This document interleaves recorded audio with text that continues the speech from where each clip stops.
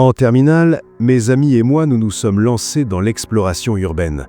Nous pénétrions dans des hôpitaux abandonnés et d'anciennes écoles fermées. Nous aimions simplement le frisson d'être dans des endroits où nous n'étions pas censés nous trouver. À cette époque, Derek travaillait à temps partiel au Sunset Lanes. C'était une salle de bowling délabrée à la périphérie de la ville, complètement déserte à l'exception des soirées de ligue lorsque quelques habitués venaient jouer. Un samedi, Derek nous annonça que le propriétaire envisageait de vendre l'établissement. Quelqu'un avait proposé une bonne somme pour cette vieille relique et le propriétaire en avait assez de devoir constamment réparer et rafistoler le bâtiment. Marcus suggéra immédiatement que nous allions l'explorer avant qu'il ne disparaisse définitivement. Derek protesta, craignant de se faire licencier, mais Lily lui rappelait qu'il allait de toute façon démissionner dans 2 semaines. Elle lui demanda quand nous aurions une autre occasion d'explorer une salle de bowling en pleine nuit. Derek avait subtilisé la clé de secours du bureau la veille. C'est ainsi que nous nous retrouvâmes là-bas à 2h du matin ce mardi. À l'intérieur, la salle de bowling semblait différente la nuit. Les lumières principales étaient éteintes, à l'exception de la lueur des sorties de secours et de la faible lumière des écrans de score. Nos pas résonnaient étrangement dans l'espace vide. Marcus courut immédiatement jusqu'à la piste 3 et glissa sur ses genoux, tandis que Lily commençait à prendre des photos de tout. « Détends-toi, mec », dis-je à Derek lorsque je le vis consulter son téléphone pour la 3e fois.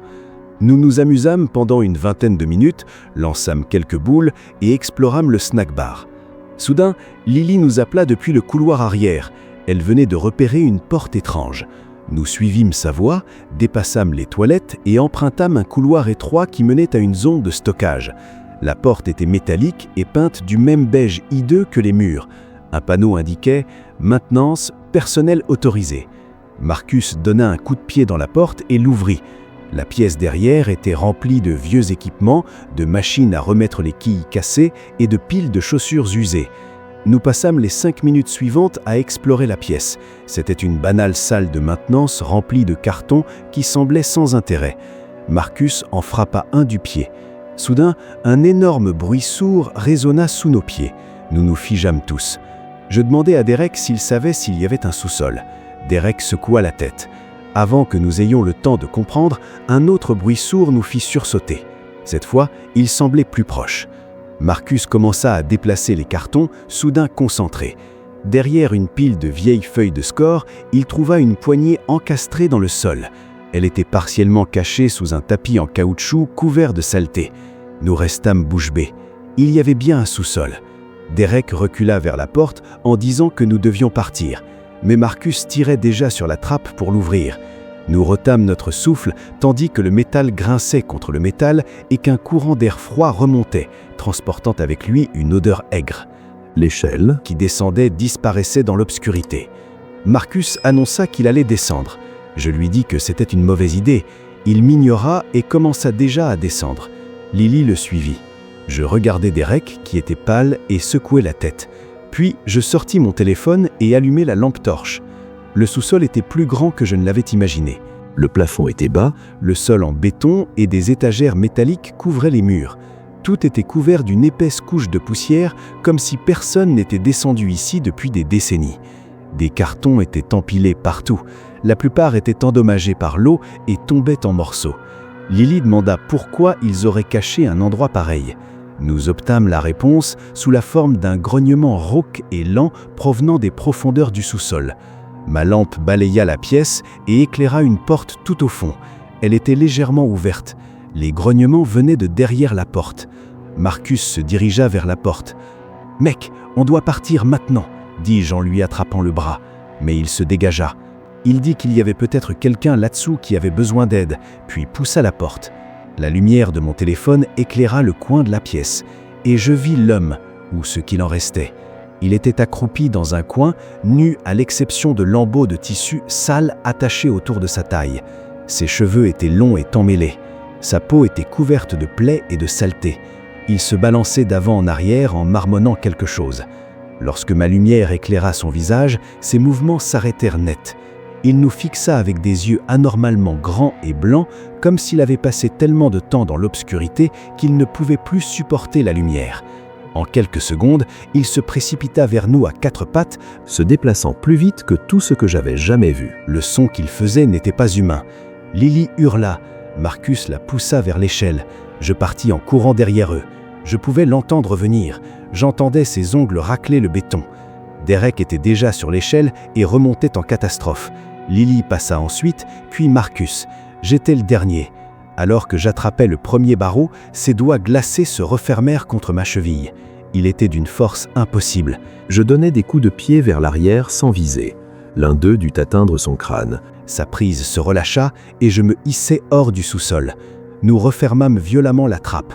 Marcus et moi tirâmes un meuble métallique par-dessus, tandis que la créature frappait de l'intérieur. La trappe métallique sautait à chaque impact. Nous courûmes sans m'arrêter jusqu'à la voiture de Marcus. Portière verrouillée, moteur en marche.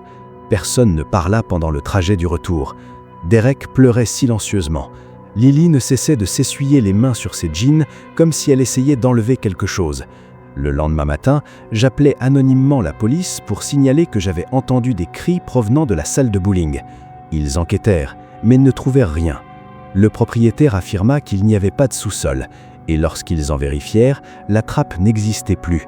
Elle avait été recouverte de béton frais. Derek démissionna sans préavis le lendemain. Il ne retourna même pas chercher son dernier salaire. Nous ne parlâmes jamais de ce qui s'était passé. Mais parfois, je me demande si cette chose est toujours là-dessous, à attendre dans l'obscurité, affamée et tremblante. La salle de bowling sur la route 9 était le genre d'endroit où personne n'allait, à moins d'être fauché ou de s'ennuyer. Vous voyez le genre. Un papier peint douteux, des néons qui clignotent et des chaussures qui sentaient des décennies de pieds. Mais c'était bon marché, et c'est pour cette raison que Rachel, Tommy et moi y passions presque tous les vendredis soirs pendant notre 2e année de lycée. C'est là que j'ai rencontré cet homme bizarre. Il était toujours là lorsque nous arrivions, sur la piste 7, peu importe l'heure à laquelle nous nous présentions. Il jouait quelques manches, puis passait la plupart de son temps à marcher autour des pistes, faisant semblant de chercher sa boule ou de vérifier l'écran des scores. Mais je sentais ses yeux posés sur moi. L'homme était grand, probablement au milieu de la quarantaine, avec des cheveux clairs semblés plaqués en arrière avec beaucoup trop de gel. Il portait toujours le même coupe-vent gris. « Ce type me donne la chair de poule », dit Rachel un soir en désignant la piste 7. Tommy suggéra que ce n'était probablement qu'un homme solitaire, qu'il fallait ignorer. Mais il devenait de plus en plus difficile de l'ignorer lorsqu'il commença à choisir des pistes de plus en plus proches de notre. De la piste 9, il passa à la piste 5, puis à la piste 3. Et entre ces tours, il restait debout, les mains dans les poches, à nous regarder jouer. Un vendredi soir de novembre, il prit la piste 2 juste à côté de la nôtre. Rachel et moi échangeâmes un regard, mais ne dîmes rien. Tommy leva les yeux et attrapa sa boule. L'homme joua sa première manche, puis se dirigea vers notre retour de boule et resta simplement là, comme s'il avait parfaitement le droit d'être dans notre espace. « Belle technique », dit-il en me regardant. Sa voix était douce, et cela rendait la situation encore plus inquiétante. « Merci », marmonnai-je en essayant de l'ignorer. « Mais tu baisses l'épaule. Tiens, laisse-moi te montrer. » Avant que je puisse répondre, il se plaça derrière moi. Sa main toucha mon coude et ajusta mon bras. Son autre main se plaça sur le bas de mon dos. Chaque muscle de mon corps se raidit. Ses mains étaient froides à travers mon t-shirt. Il sentait la cigarette et quelque chose d'autre qui me retournait l'estomac. « Voilà, tu sens la différence ?» murmura-t-il à mon oreille. Je me dégageai brusquement, dis que ça allait et attrapai le bras de Rachel. Il m'adressa un sourire qui savait exactement à quel point il m'avait mise mal à l'aise et qu'il appréciait ça. « À la semaine prochaine !» J'entendis son petit rire derrière nous. Nous quittâmes la salle sans terminer notre partie et nous rendîmes au restaurant de Main Street. Nous nous installâmes dans une banquette et fîmes comme si rien ne s'était passé. Vers 22h, la mère de Rachel vint la chercher. Tommy me ramena donc chez moi, puisque ma maison se trouvait sur son chemin. Il me déposa au bord de la route et je regardais les feux arrière de sa voiture disparaître dans la rue avant de remonter mon allée. La voiture de ma mère n'était pas là, elle travaillait de nuit à l'hôpital. J'avais oublié mes clés ce matin-là, alors je dus utiliser le double que nous gardions dans une grenouille en céramique près de la porte arrière. Le détecteur de mouvement s'alluma lorsque je contournai la maison. Je trouvai la grenouille, récupérai la clé et me dirigeai vers la porte arrière. C'est alors que j'entendis des bruits de pas derrière moi. Je me retournai, il était là.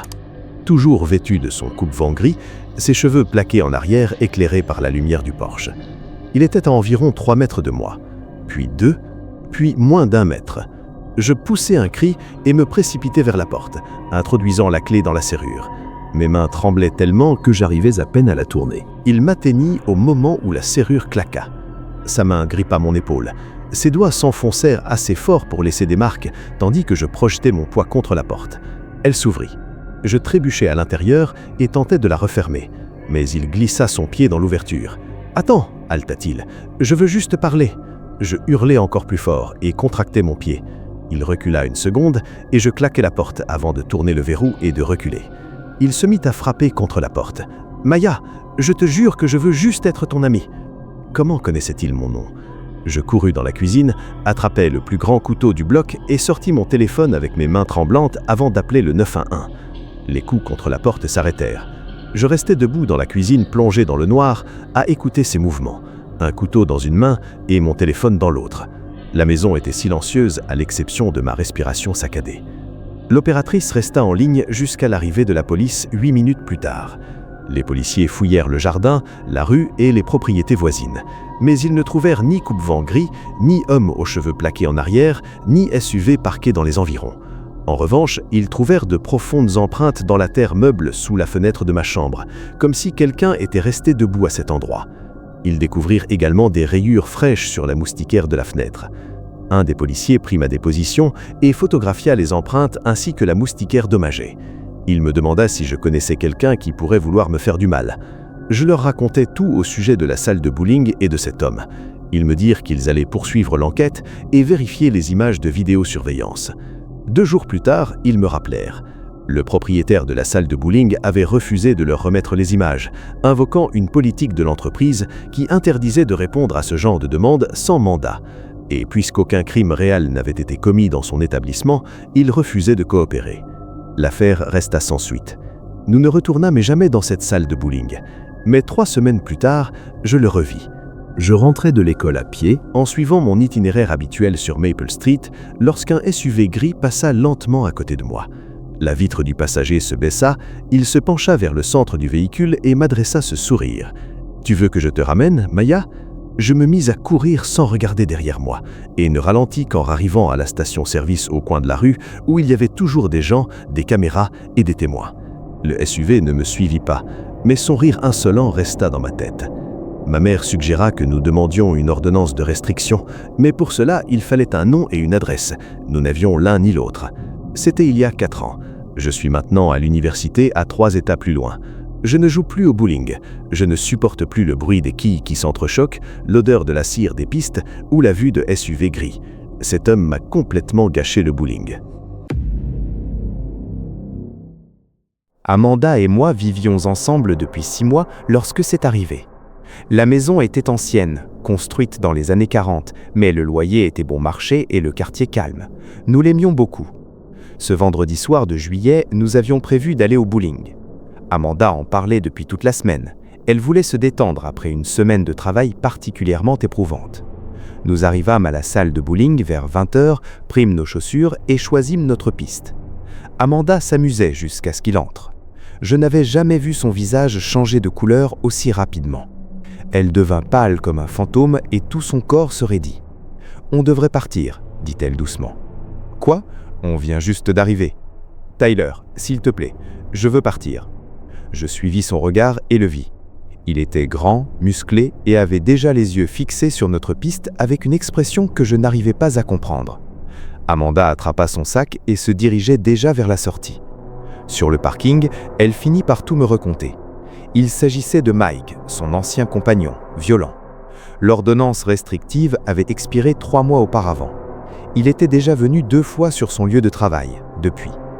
Il n'avait jamais rien fait, il se contentait de l'observer depuis l'autre côté de la rue.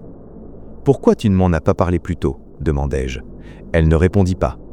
Nous rentrâmes chez nous en silence.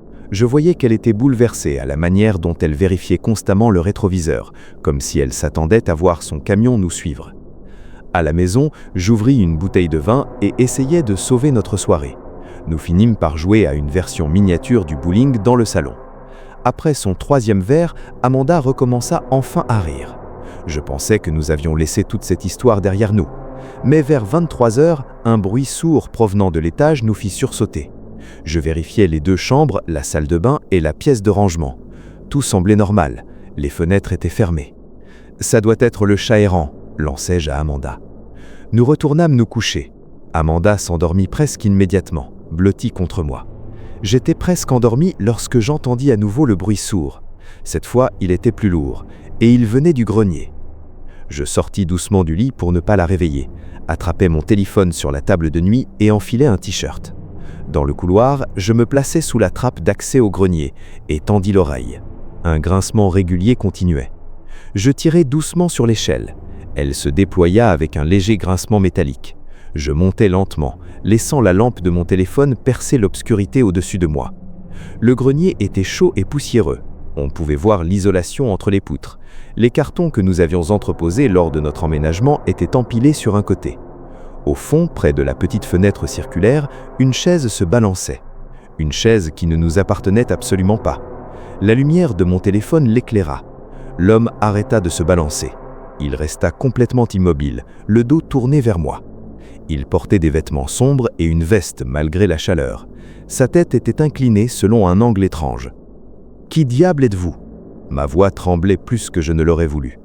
Il ne répondit pas. « C'est ma maison. Vous devez partir immédiatement. » C'est alors qu'il se mit à rire, un rire qui me glaça le sang, parce que je l'avais déjà entendu, au bowling, de l'autre côté du parking, lorsqu'Amanda m'avait attrapé la main et m'amenait vers la voiture. Il se leva lentement, toujours dos à moi. « Partez ou j'appelle le 911 ». Je faisais semblant d'être courageux, mais je reculais déjà vers l'échelle. Mike se retourna. Son visage était pâle et couvert de sueur. Ses yeux étaient anormalement grands et sa bouche était tordue entre un sourire et une grimace. Il semblait sauvage et complètement dérangé, exactement comme Amanda m'avait décrit la version de lui dont elle avait peur. Lorsqu'il s'approcha, un pas après l'autre, je descendis à travers la trappe beaucoup plus vite que je n'étais monté. Je faillis tomber de l'échelle, mais réussis à attraper la corde et à claquer la trappe juste au moment où ses pas l'atteignirent. Il frappa la trappe depuis le dessus. Chaque impact faisait trembler le cadre. Il criait le nom d'Amanda encore et encore, affirmant qu'elle lui appartenait et qu'elle ne pourrait jamais le quitter. Je m'appuyais de tout mon poids contre l'échelle pour maintenir la trappe fermée. Mes armes tremblaient déjà. « Tyler, qu'est-ce qui se passe ?» Amanda se trouvait dans le couloir, son téléphone à la main. Puis elle entendit sa voix. Son visage devint blanc. « Oh mon Dieu, c'est lui! Appelle la police, maintenant !» Elle composa le numéro en reculant vers la chambre. Ses mains tremblaient tellement qu'elle faillit laisser tomber le téléphone. Au-dessus de nous, les coups continuaient. La trappe commençait à se déformer. Amanda me dit que les policiers arriveraient dans 5 minutes. Ce furent les 5 minutes les plus longues de ma vie. Mes épaules brûlaient à force de maintenir la trappe. Il continuait de la frapper et de hurler le nom d'Amanda. Soudain, le bois se craqua. Ses doigts apparurent à travers une ouverture. Ils étaient pâles et sales et se tendaient vers moi. Mais au moment où ses doigts effleuraient mes cheveux, les sirènes retentirent à l'extérieur. Les coups s'arrêtèrent. Je l'entendis se diriger vers la petite fenêtre à l'autre bout du grenier. Les policiers l'attrapèrent alors qu'il tentait de sortir par la fenêtre. Il criait encore le nom d'Amanda alors qu'il le tirait à l'intérieur et lui passait les menottes. De près, il était encore plus effrayant. Ses vêtements étaient sales, ses ongles étaient remplis de terre. Il me regarda avec une haine absolue alors que les policiers l'amenaient vers la sortie. Il promit qu'il la retrouverait pendant que les agents le traînaient vers la sortie. Un policier nous expliqua qu'il était probablement dans le grenier depuis avant notre retour. Il devait nous avoir suivis depuis la salle de bowling, nous regarder entrer, puis se glisser dans la maison pendant que nous étions en bas à boire du vin. Les policiers nous dirent que nous avions eu de la chance de nous en sortir indemnes. Ils avaient trouvé des armes dans ses poches. Nous déménageâmes 2 semaines plus tard. Amanda n'arrivait plus à dormir en sachant qu'il était au-dessus de nous, à nous écouter paniquer, à nous observer à travers les interstices du plancher et à attendre le moment propice pour terminer ce qu'il avait commencé. Elle fait encore des cauchemars aujourd'hui. Elle se réveille parfois persuadée d'entendre la chaise à balançoire grincer au-dessus d'elle, tandis qu'une voix répète encore et encore son nom.